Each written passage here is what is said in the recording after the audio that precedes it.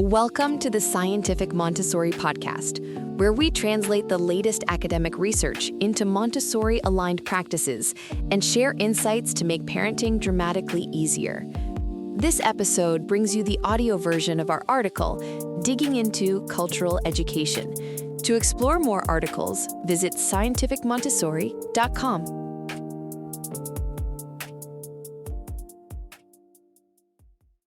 Today's topic is cultural education.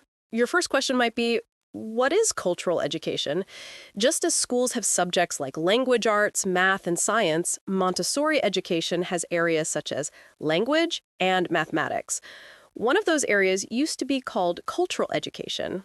It covers content like geography, history, biology, and physics, topics that children can start learning as early as 3 to 6 years old.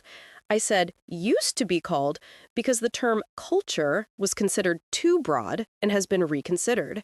In the international training course I took, it was renamed language extensions or folded into the sensorial area. I didn't know that.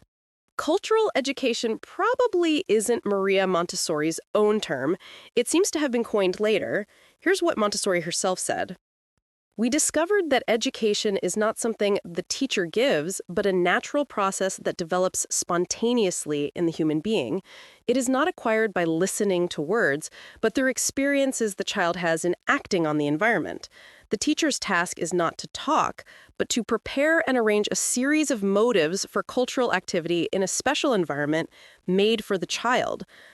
I think she saw everything as culture. So there's nothing that can't be called culture? Exactly. Maria Montessori observed children around the world and discovered that humans possess the absorbent mind only during the years 0 to 6. The absorbent mind is like a sponge that takes in everything, language, food, clothing, people's attitudes and behaviors, and uses it all to build the self, becoming a unique individual. Everything absorbed by the absorbent mind could be called culture. Changing the subject a bit, I believe that to discuss Montessori education scientifically, we need to translate Montessori-specific terms into language shared by other academic fields. Take the word absorb in absorbent mind. Isn't it an unsuitable metaphor? In both neuroscience and engineering, learn would be more accurate. I never thought of it that way. Having once immersed myself in Montessori education, I feel a certain resistance to that idea. But when I recall first learning about Montessori, I did feel a lot of confusion. I kept asking, what does didactic material mean? To me, didactic material sounds like brain training equipment. That makes sense. It's consistent with our pilot issue, Raising Children is Growing Brains. The discussion of the absorbent mind is really about brain science. But since neuroscience wasn't well developed in Maria Montessori's time, she borrowed terms from biology, psychology, and philosophy and used metaphors to explain her ideas. Terms like horm, memny, nebulae, and engram unnecessarily raise the barrier to learning Montessori education. This seems like a good opportunity to create a table mapping those terms to neuroscience. That makes it much clearer. Getting back to cultural education, I personally think these areas can also be organized in terms of brain science. What do you mean? List the Montessori areas for me. Language, mathematics, sensorial, practical life, and cultural education. These areas roughly correspond to regions of the brain. Language corresponds to the language areas in the brain. Mathematics, as we covered in an earlier issue, also has corresponding brain areas. Sensorial corresponds to the sensory cortex. Practical life involves movement, so it corresponds to the motor cortex. You're right. This is groundbreaking. I'd wondered whether the way Montessori divides these areas was a bit odd, but it turns out they're designed to develop the whole brain in a balanced way. Exactly. As for cultural education, I think it corresponds to the occipital lobe. Tell me more.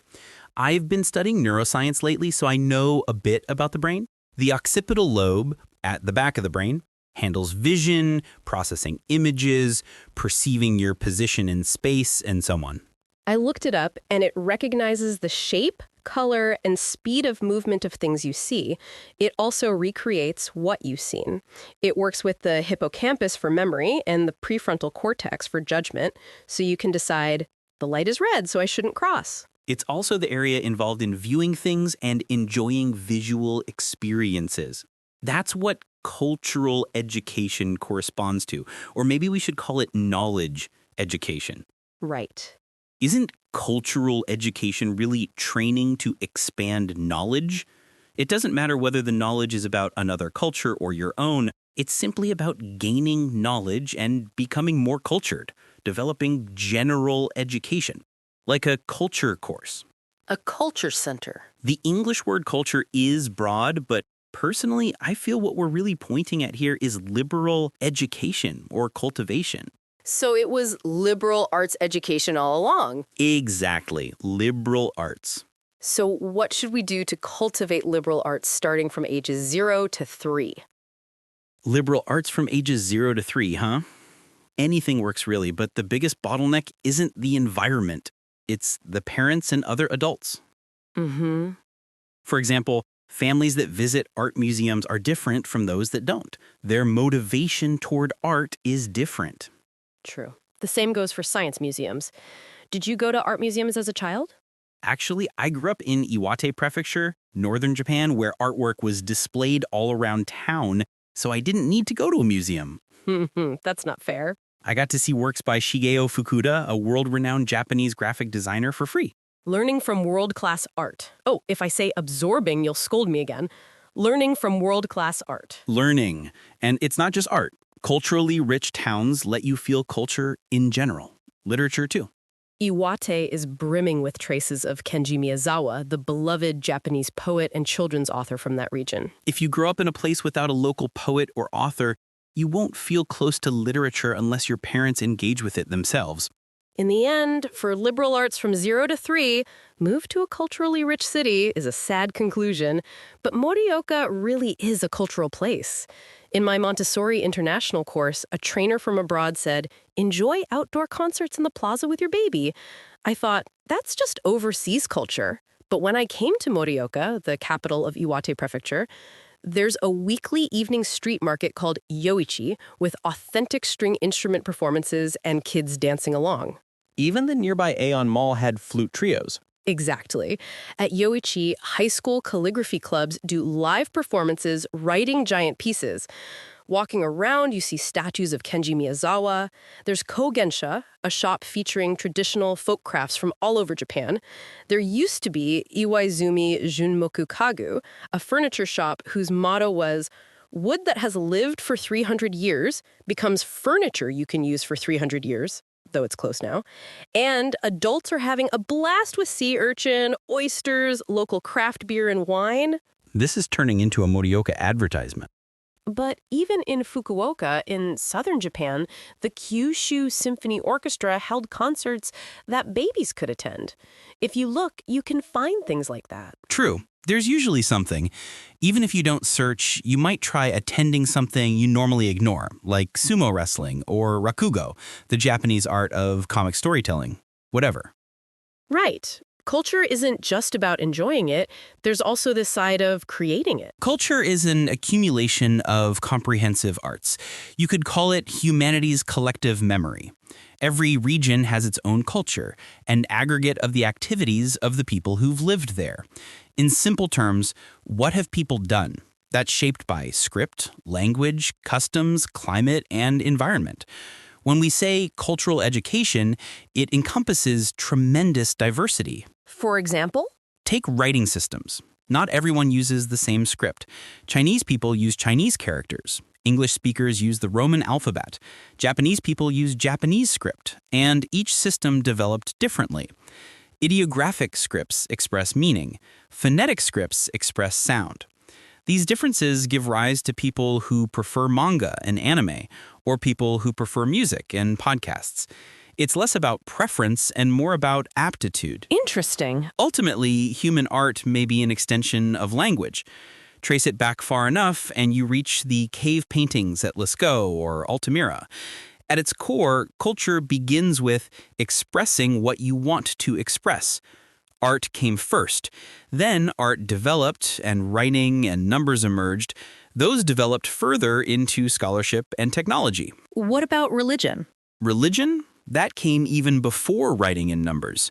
Art developed and gave rise to religion, idol worship, shaping gods into figures, venerating them, feeling gratitude. Everything starts with art. Work, too, began there.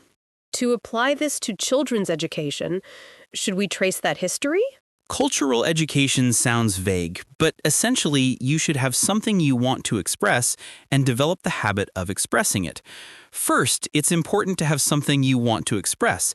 Second, you need the freedom to express it however you like. Freedom of expression. Freedom of speech and expression really matter for a culturally rich life. When 1 to 2-year-olds paint with paints, the pictures are unique, and the moment they're painting looks like pure joy. The act of painting and expressing is more important than the finished piece. In my Montessori International course, we were explicitly taught art activities exist solely for children's self-expression. That's how much care is needed. Adults must refrain from evaluating to achieve true free expression. Let me close with a quote from Maria Montessori. If we wish to give the child the joy of drawing, we must create in him an eye that sees, a hand that obeys, and a soul that feels. In other words, children seek not evaluation, but the opportunity for self-expression.